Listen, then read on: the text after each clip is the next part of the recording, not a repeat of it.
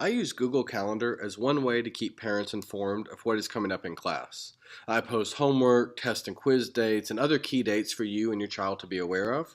To get to the calendar, the easiest way is to go to my website, it's seniorgore.weebly.com, and then find the class that your child is taking. It's very important that you get the right class because every level has a different calendar, so you don't want to be looking at the wrong class and get the wrong information. For this example, I'm going to use my level 3 standard class, which again is different from my level 3 honors class. Every class has its own calendar since it may have a different assignment. So if you scroll down, you're going to see two items that are of note. Obviously, this first one is an embedded calendar, which is a copy of the calendar. The other is up here where it says homework and upcoming events can be found by clicking here. That is a link to the calendar. You can look at it in either way. Either one is going to get you the same number of choices. You can click on any entry and either get more details, and this is going to show you the general details, and also often if I've attached any files that are relevant to that entry, which I'll often do for homework, I'll have a PDF of that homework assignment. For a test, I'll have a PDF of any study guides that are attached. You can get those PDFs as well by coming to this more details section. The other thing you can do, either from the more details page, or you can go from the entry where you clicked, and that is to copy to my calendar. This copies the event to your own Google Calendar so that you can look at it and keep track of it. If you have a Gmail account, you already have a Google Calendar, and you only need to go to calendar.google.com and you'll be able to see your calendar. Or you could of course Google the phrase just Google Calendar, and that will get you to the same link. If you do not have a Gmail account, you can go to google.com and click sign in, and then you can click add account and then create account.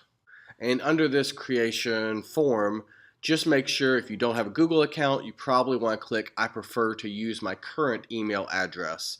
And that's going to allow you to fill this out and set up a Google account using any email address. It doesn't matter which one, that email address will be your username and you'll have a Google Calendar. It's free.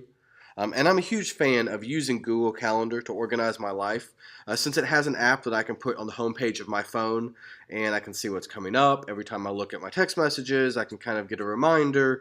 It's a great way to look at the future, and I would especially encourage you to get your child using it, especially if he's getting a little bit older or if she's looking at going off to college soon, because a lot of times in college, professors usually just give you a syllabus. It has a list of deadlines, and they're not going to remind you of these deadlines. You're expected to know them. You're expected to turn it in on time, and that's all on the student. So a Google Calendar is a great way of keeping track of that information. Now, personally, right now I'm working on my doctorate degree, so I find it invaluable to put those events and the papers and all the things that I need to know about on my Google Calendar so that I can see that coming up. It doesn't sneak up on me. I'm not writing a 12-page paper the day of, and I can kind of plan in advance and then keep track of what's going to be the next thing. Once I finish this, what's coming up and how long do I have? How do I budget my time? So that's going to be a great skill, especially if you have a child who's going off to college soon. If you or your child uses Google Calendar regularly or gets into that habit, I would encourage them to copy these key assignments from the class calendar to your own. It could be, assignments that are coming up at times you want to make sure you remember, major tests and quizzes, or if you would like to, you could even copy the entire calendar, which I'll show you how to do that in a minute. But when you come in here and go to copy to my calendar, then what it's going to do is pull up your calendar. It kind of gives you a draft of the same information, same time, same content, same title that you could just hit save, and it's going to save to your personal calendar now. You can also come in and edit any of this information. So if you wanted to come in here and change, from Get Level 3 Standard Syllabus Signed to maybe Spanish class or just Spanish or something so that you know what class we're talking about. For me, I know which one because I just teach Spanish, but your child's going to have 6 or 7 classes. That might help them remember.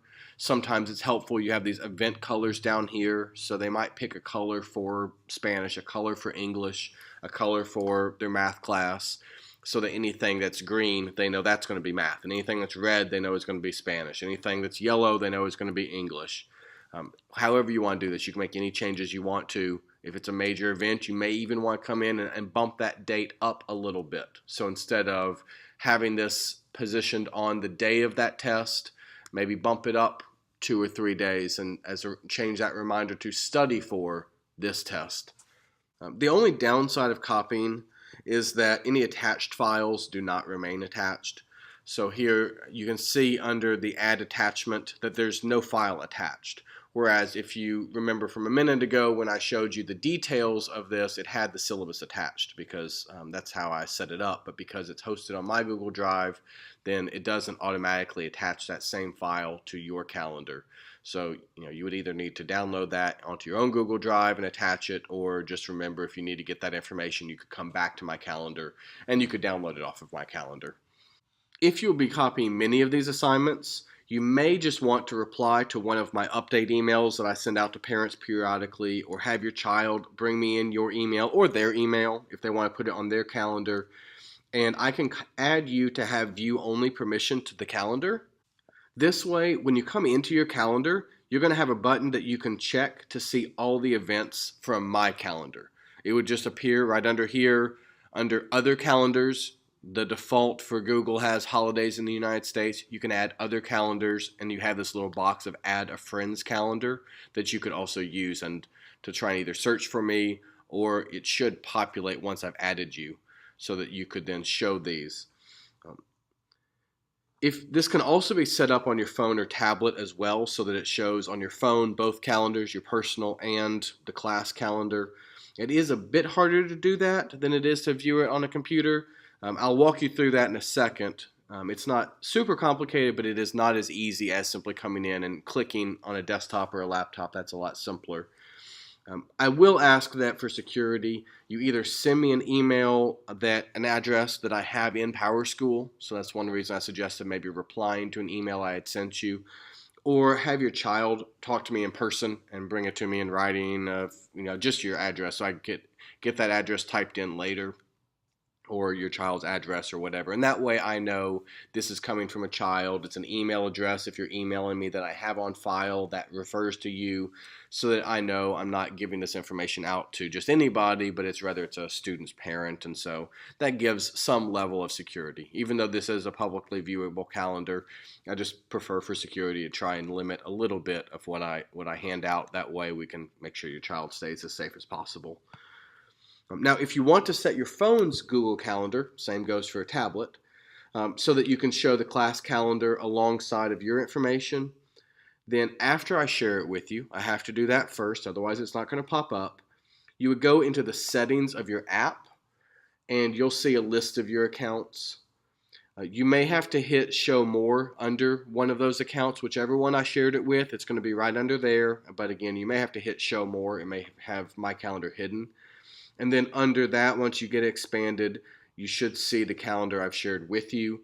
And at that point, you simply click the option to see that calendar, and that should automatically show both items. Now, all those events are going to remain on my calendar. So if you wanted to edit them in some way by changing it to the word Spanish, then you would need to do that by copying the event onto your own personal calendar. But if you were going to copy everything, then it might be quicker just to view my calendar every time, even though you won't have the same options of setting reminders. It's just kind of up to you as to what's the most expedient way of handling that.